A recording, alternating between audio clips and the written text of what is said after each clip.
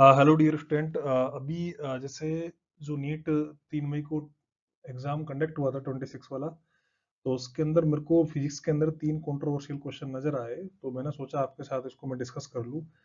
तो देखो, एक क्वेश्चन तो उनमें से ये था, एक इसके अंदर कह रखा है बेटा, following plot variation the velocity और टाइम है जब बॉल को अपन वर्टिकली अपवर्ड फेंकते हैं, तो ये कौन सा वाला ग्राफ इनमें से करेक्ट है वेलोसिटी के साथ है जो। तो अगर मैं इसके सॉल्यूशन की बात करूं, देखो इसमें सारा खेल है साइन कन्वेंशन का। जैसे अपन क्या करते हैं सर, अपन जो मोशन अंडर ग्रेविटी की बात करते हैं तो अपन कहते हैं सर ऊपर की तरफ अपन ने पॉजिटिव साइन लिया, ठीक है, ऊपर वाले साइन को पॉजिटिव लिया और नीचे वाले साइन को क्या ले लिया, नेगेटिव ले लिया। तो अपन जैसे इक्वेशन लिखते हैं v इक्वल टू में u प्लस का et लिखोगे, तो अपने पास ग्रेविटेशनल एक्सेलरेशन तो नीचे की तरफ ही लिखता है, तो अपने पास ये v है, u आपने ऊपर फेंका पॉजिटिव तो माइनस का gt, तो ये एक तरह से क्या आएगा, नेगेटिव स्लोप का स्ट्रेट लाइन आएगा लाइक दैट, जो अपन नॉर्मली बोलते भी है। ठीक है, मतलब कहने का मतलब इसके हिसाब से ऑप्शन कौन सा आएगा, इसके हिसाब से ऑप्शन सी आएगा, जो अपन नॉर्मली करते हैं। अच्छा, लेकिन एक अगर आप एनसीईआरटी को देखोगे, एनसीईआरटी में जो पॉइंट टू पॉइंटर है उसके अंदर आपको पहला पॉइंट मिलेगा, उसके अंदर कोई जरूरी नहीं है कि आप ऊपर के लिए पॉजिटिव लो। अगर तुमने मान लो ऊपर के लिए तो क्या ले लिया, नेगेटिव साइन ले लिया, और नीचे के लिए क्या ले लिया बेटा, पॉजिटिव साइन ले लिया, ठीक है। तो जी तो तुम्हारा नीचे लग ही रहा है, तो अभी जैसे अपने क्वेश्चन लिख रहे हैं v equal to u plus का एटी, तो v है, तो v तो आपका है वो तो निकाल रहे हैं, तो u हो जाएगा बट अपने पास में नेगेटिव, और ये हो जाएगा तुम्हारा क्या है, प्लस है। तो उस कंडीशन में ये जो ग्राफ है वो अपने पास में क्या आएगा सर, ये अपने पास में पॉजिटिव स्लोप का स्ट्रेट लाइन आएगा कुछ लाइक दैट, इस तरीके से। ठीक है, ये जो वेलोसिटी का ग्राफ है, इसलिए अपन को दोनों चीज देखनी पड़ेगी बेटा, तो इसके हिसाब से ये ऑप्शन भी अपना सही हो सकता है। लेकिन मोस्ट ऑफ अपन 90% यही करते हैं बेटा, एक तरह से ये तो अपना साइन कन्वेंशन इसमें दे नहीं रखा था, तो इसलिए फिर इस पर ज्यादा अपन कह नहीं सकते इसको, ठीक है। बाकी दोनों अपनी अपनी जगह सही है अगर अपन एनसीईआरटी को फॉलो करते हैं। तो आगे चलते हैं। एक बेटा ये क्वेश्चन था अपने पास, इस क्वेश्चन के अंदर देखो ये कॉनकेव है, इस क्वेश्चन में क्या रखा है बेटा, एक कॉनकेव लेंस है और रे है, इमर्जिंग है, ऑब्जेक्ट्स है जो पैरेलल आ रही है प्रिंसिपल एक्सिस के बेटा लेंस के, तो उसके बाद पूछा है। तो इसमें देखो एक बड़ा जो था, देखो पैरेलल आ रही है तो इसका मतलब फोकस से जाएगा, तो ये कॉनकेव की बात हो रही है, तो जैसे ये कॉनकेव बेटा मैंने लेंस बनाया, तो इसके अंदर अगर रे पैरेलल आ रही है लाइक दैट, ये पैरेलल आ रही है तो ये नो डाउट डाइवर्ज होंगी, इस तरह से डाइवर्ज होंगी बेटा ये, ठीक है। तो ये यहाँ पर बेटा मीट करेंगे बैक साइड में, तो ये इसको सीम करेंगे, तो ये एक तरह से क्या होगा, इसकी वर्चुअल इमेज बनेगी बेटा, जो ऑब्जेक्ट इन्फिनिटी पे है ना, तो इसकी वर्चुअल इमेज बनेगी। ये वाला जो फोकस होता है ना बेटा, इसका सेकेंडरी फोकस होता है। क्या होता है बेटा, सेकेंडरी फोकस होता है, जबकि यहाँ पर क्या लिखा है, फर्स्ट प्रिंसिपल फोकस लिखा हुआ है, तो थोड़ा सा ये गलत हो गया। क्योंकि फर्स्ट वाला अगर कॉनकेव की बात करेंगे ना, तो कॉनकेव के अंदर जैसे फर्स्ट प्रिंसिपल फोकस की बात करोगे, तो वो लाइक दैट तब होता है जैसे कि अपने पास में रे कन्वर्जिंग आ रही थी, ठीक है, तो ये एक तरह से इस तरह से कन्वर्जिंग रे आ रही थी, तो उनको अपने डाइवर्ज किया, ये प्रिंसिपल फोकस फर्स्ट वाला होता है। तो ये अपने पास में कन्वर्जिंग थी, तो इसको डाइवर्ज करके इन्फिनिटी पे बेटा इमेज बन गई एक तरह से, तो ये वाला प्राइमरी होता है, और इसमें बेटा ये वाला सेकेंडरी। तो यहाँ पर फर्स्ट की जगह पर बेटा क्या आना चाहिए था, सेकेंडरी।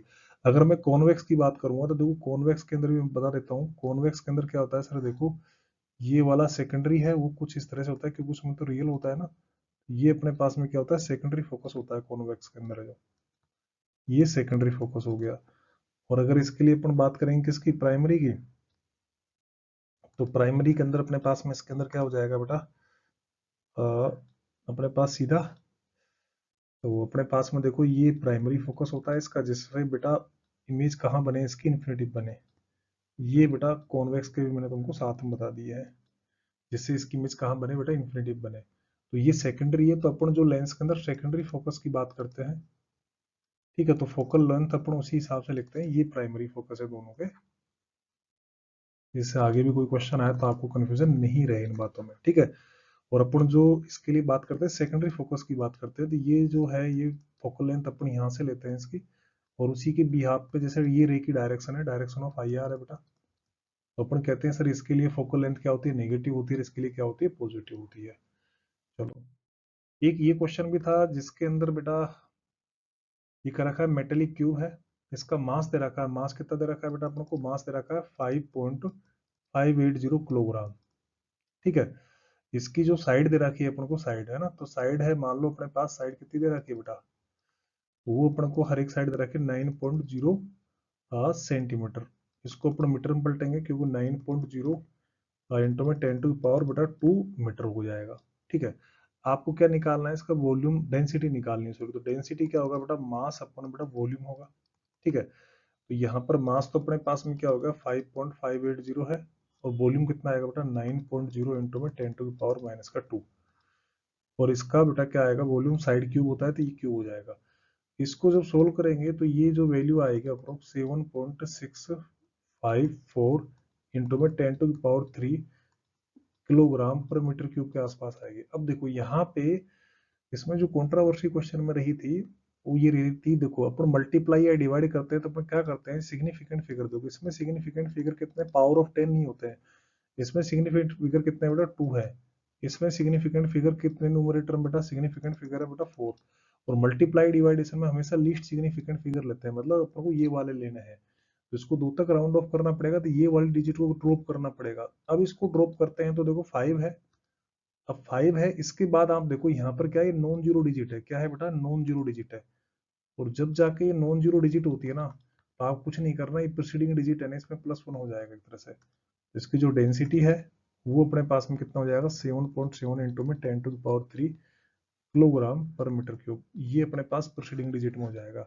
अच्छा कभी, अच्छा देखो कई बार जैसे अगर मान लो ये ऐसे भी होता ना, जैसे बेटा 5 पॉइंट मान लो 6 है ना, और फिर 5001 होता, तो भी इसको आप ड्रॉप कर रहे हो ना, तो भी आप इसका आंसर बेटा 7.7 देते हैं।